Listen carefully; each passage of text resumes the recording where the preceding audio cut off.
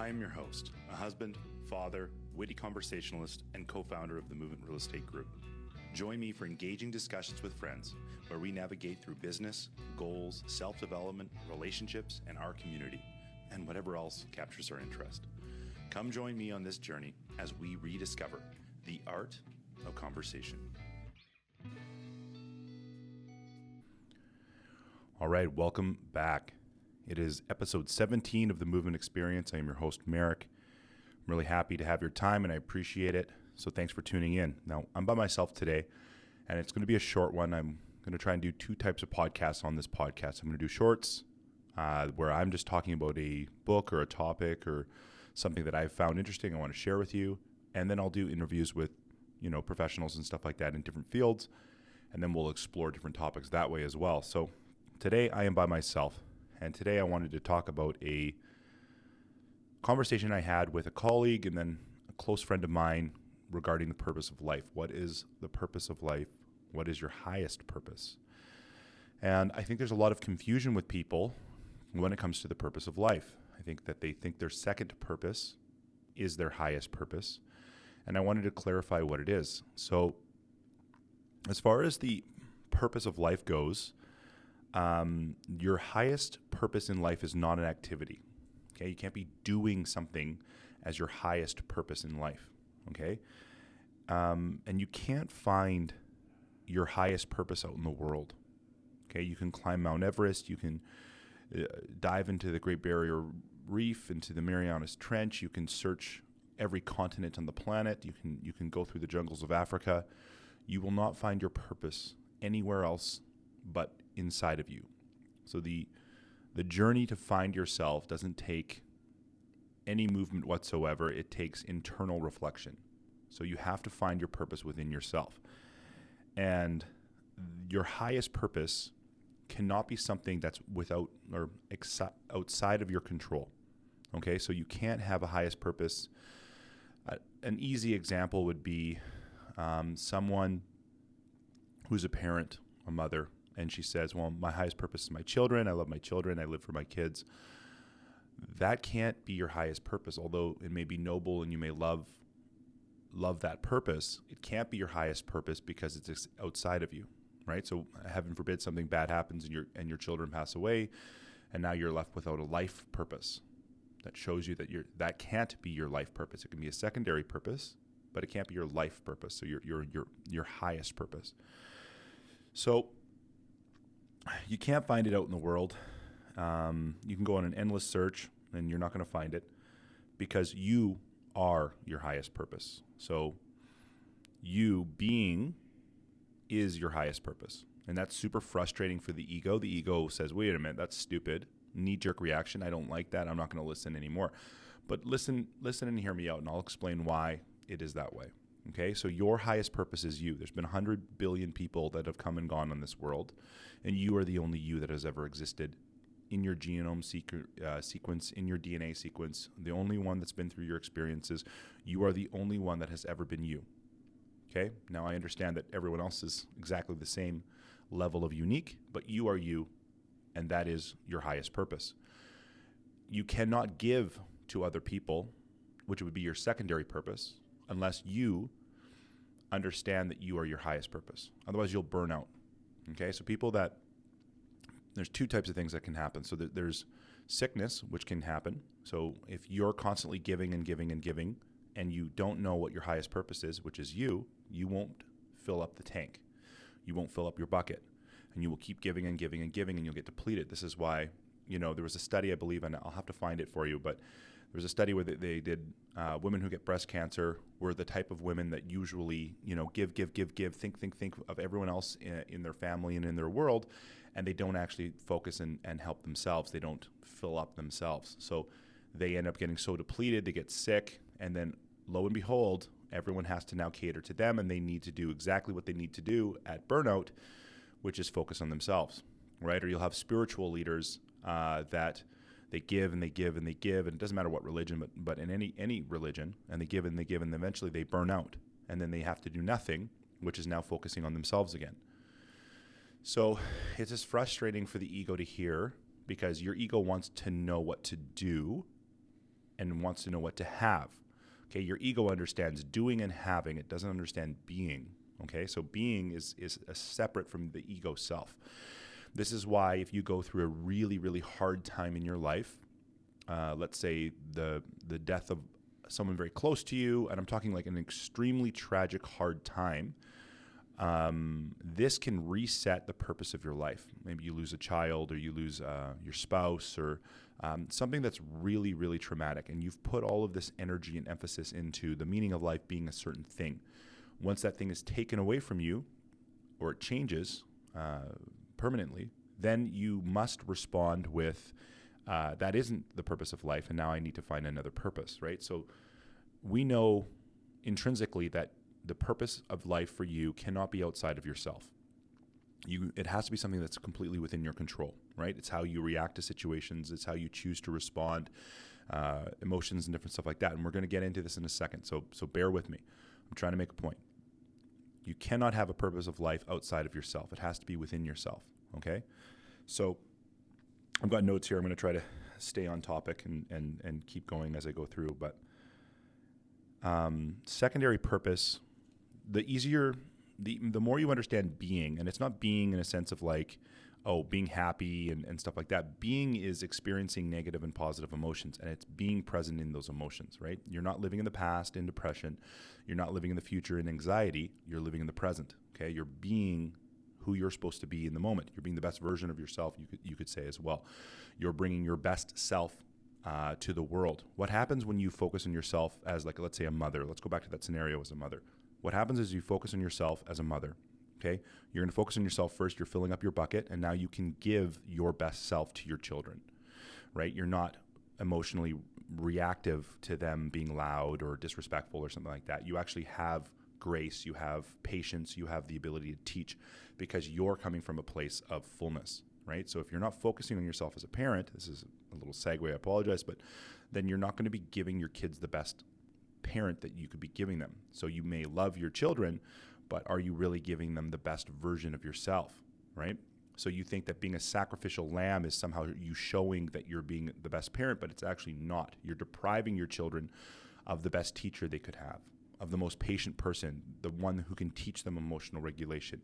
This is what you're depriving them of if you're not focusing on yourself first.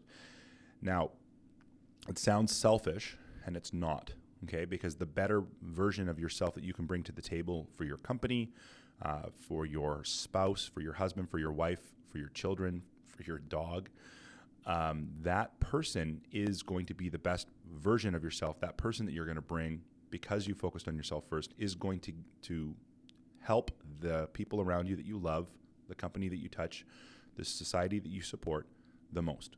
Okay, so your self-focus allows you to be more selfless, if that makes sense. Okay, you have to have the focus on yourself first in being, and then you can give from there.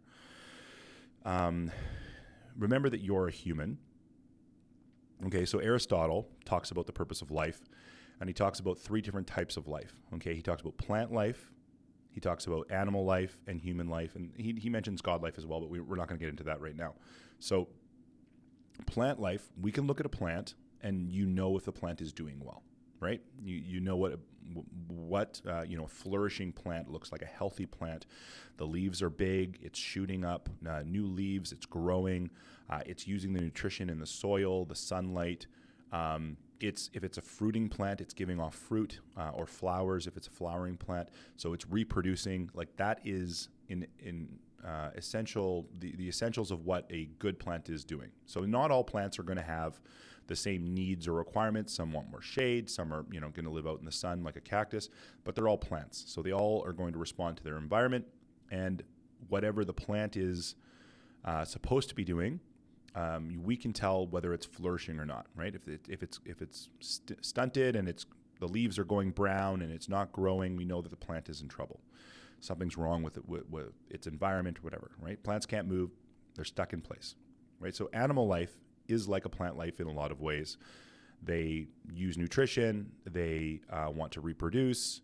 They can flourish, but animals move and they perceive, right? So animals, if you put an animal in a cage, Obviously, the the animal rights activists are rearing up right now. But if you put an animal in a cage and you stop it from moving, you know that animal isn't flourishing because it doesn't have the ability to move like it should, right? So that would be an example of the next layer of life. So animals can perceive hot and cold.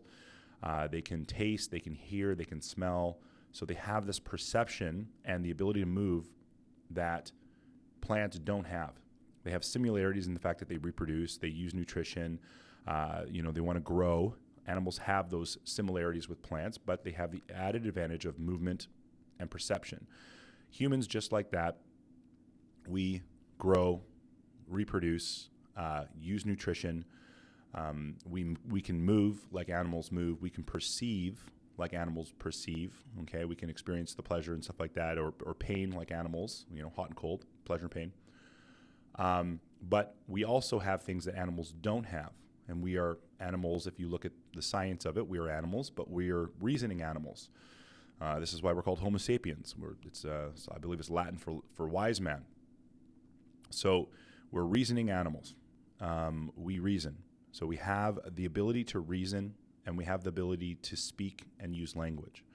What does the ability to reason do? Well, we can educate our young. We can make mathematics and music. We can plant crops for the future and know that we're going to get, future planning and know we're going to get more crops in the future. This is what separated us from animals and the agricultural revolution. We were able to plant the seed instead of eating the seed. We can teach, like I mentioned, we can teach our young. These are all things that we can do with the reasoning. We can formulate relationships with humans because we can speak to each other. So we can create relationships. We can create governments. And we can participate in governments. We can do all of these kinds of things because of language, the ability to communicate with each other, and we can do it with the ability to reason. So we can evaluate our position in the universe. We can think about the fact that you're listening to this is what you're supposed to be doing as a human, because you're listening, you're reasoning, and you're processing, right? If an animal was in a cage, it wouldn't be flourishing. If an animal had a hurt leg and it couldn't walk properly, it wouldn't be flourishing. Okay, if an animal, if it was a cow, and cows have the ability to see, and this particular cow didn't have the ability to see, it wouldn't be flourishing. Okay, it would be hindered. And just like that, humans, if they're not using their reasoning or language, then they're not fully experiencing what it is to be human. Okay, and we're going to get back to the purpose of life and the connection with this. So we know that if a plant is not flourishing, we can identify it very easily. Brown leaves, no fruit, etc. Not growing. Okay, same thing with animals. Not growing, in a cage, we can tell that it's not flourishing. Humans need to flourish as well. Okay, you need to be in the reasoning mind. You need to be communicating and building connections with people. That is how you flourish. And again, there's only ever been one of you in all of existence. So you're unique in a position to be the best version of you, maximizing yourself. So it's not about pleasure, because that's animalistic, okay? It's not about status or growth, because that's a plant. It's literally about reasoning and connection. That's the highest purpose of a human, is connection, okay? Having relationships, forming relationships, communicating thoughts and reasoning, teaching your young. That is your highest purpose, okay? And that goes right back to being. Being you is your highest purpose. It's not about doing something like getting a degree or getting a job or earning so much money. That's all doing, but that's not being. Being the best version of yourself is being the best human you can be. It's connecting with people. It's teaching. It's helping other people. That gets into your secondary purpose. But you can't do those things properly unless you're being first. So being present in the moment, being okay with negative and positive emotions, understanding that things are happening, but you choose the reaction to them, right? So you're stuck in traffic. Oh man, I'm so angry, I'm stuck in traffic again. And you're honking the horn at what? You're part of the problem. You're in traffic too, right? There's no point in having an emotional response in something that you cannot control, right? You're allowing external factors to control your internal. Somebody was mean to you. Someone said something they shouldn't have. You're taking that personally. You're allowing an external factor to control yourself.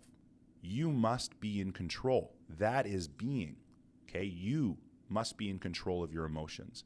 If you're not, that's animalistic, okay? The part of reasoning is to be able to control your emotions, control your appetites, say no to yourself because you know that the nutrition in the long term is better than the short-term gain of eating something you shouldn't, right? The ability to plan the future. That's being the best human that you can be, which is being the best you that you can be.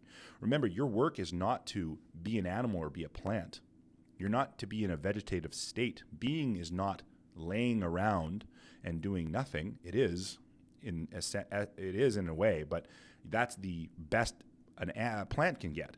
Walking around and being carnal and being in the pleasure senses and just doing whatever you feel like is an animal. That's what an animal would do. But we're not animals. We're humans. We must do the work of humans, and that is reasoning, connection, language, teaching. These are the highest callings, the highest purpose of your life. And it's whatever is inside of you, whatever formulated you to get to the place that you are now, whatever experiences, both positive and negative, that make you up, is you being. That is what it is. So now you'll have an understanding that things that are happening to you aren't happening against you. They're just happening to you. And you can choose your reaction to those things, and you can take those things and teach and improve people's lives, whether they be positive or negative, which is your first purpose is being, accepting what is happening to you, exploring the reasoning, understanding that, and then you can turn around and teach and edify and help people grow. So, we can easily look at a plant and we know what's wrong with it. We know what's wrong with an animal. It's the same thing with humans. If you look at a human and they are predominantly into pleasure, they lack self-control, they don't plan for the future, you know what's going on. They're living in an animalistic state. They haven't reached the higher state of human existence, which is reasoning and language. Right now, sure, they can speak and reason. I'm not saying that they're not capable of talking to you, but you can tell whether they're exercising that ability, right? So if a plant isn't fruiting, but it could fruit, it's not living a flourishing life. Same thing with a human. They could do these things, but they're not. They're not living a flourishing life. They're not going to be fulfilled in their life. Getting a degree and making a bunch of money doesn't fulfill you. You must fulfill you. It is within you to do it. Climbing Mount Everest will not fulfill you. Reaching your goal will not fulfill you. Remember, you've already reached goals that you said would make you happy. And if you're not happy, then you know that the achievement of the goal in itself is not what makes you happy. It's the work that you put in to achieving the goal that makes you happy. It is the journey that is what you should be focusing on. The journey is what makes you happy. That is what life is. Life is being. It is being on the journey, in the journey. It is knowing that the destination, the horizon, is not something that will actually make you happy. Having $10 million in the bank is going to feel really good, but that's not going to fulfill you unless the work along the way did the fulfilling. Then you'll feel fulfilled. There's a reason why a lot of rich people are super, super happy, because they're actually fulfilled and they're doing something that they really enjoy because they knew they put the work into themselves first, and then out of that came the work. Your life's calling, your life's work will come out of you being you. You're going to have unique abilities, passions that you will pursue. You will put the work into something that no one else would because you love it. That is you being in the moment, on the journey. That's what life is about. It is about being. It is not about doing or having. And I know the ego hates that, but trust me, if you focus on being you, controlling your emotions, controlling your pleasure and your pain, the desire for each of those, if you control your appetites and you can actually start to understand where the impulses are coming from and the reactions, the emotional reactions when somebody offends you or whatever, right? We talked about earlier, the 4 agreements and don't take anything personal, right? So part of your journey in life is controlling and being in control of your emotions, your reactions, your reasoning, your language, the words you speak, the reaction that people have something to you, and your reaction is going to be a positive reaction, like, oh man, I feel bad for that guy. You're going to pity them.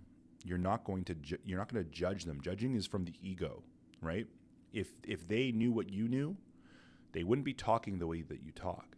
So you're just actually kind of sad that that's where their life is, right? It doesn't matter if they're accomplished more or done more. You know what you bring to the table. The ego hates this. Being means you're comfortable being a loser by their standards. You're good with being what you are because you don't need anything external to validate you, right? The person that wears the Louis Vuitton and the Gucci bag and they have the Rolex and they have the car and they have these things, it's because they're looking for the external gratification that those things bring. They themselves don't feel like they are anything, so they attach themselves to a brand or an ideology that they give that's somehow meaning in their life, right? They need the validation from, like, I can afford this. I must be worth what this brand is saying I am, versus someone who's literally a loser just being and enjoying life. That person is a lot closer to doing what they should be doing than the other person who's putting the wrong thing first, right? You have to be yourself first. You have to be comfortable in your own skin. You have to know that you're human, you make mistakes, and that you're growing, and that you're fruiting, and that you're moving, all of the animalistic, all of the plant, all of the human. You are all of that. You do have all of the elements of a plant. You have all the elements of an animal and the elements of a human. And you're getting into reasoning, understanding the universe, your place in it, and being okay with who you are and what you bring to the table. That is the purpose of life. You must be first, and then you can figure out secondary, how do I help people? There's millions of ways to help people. Millions. But you have to be first, right? From a full bucket, a strong foundation. When you're on a strong foundation, you can pull those up around you that you love, because you're secure.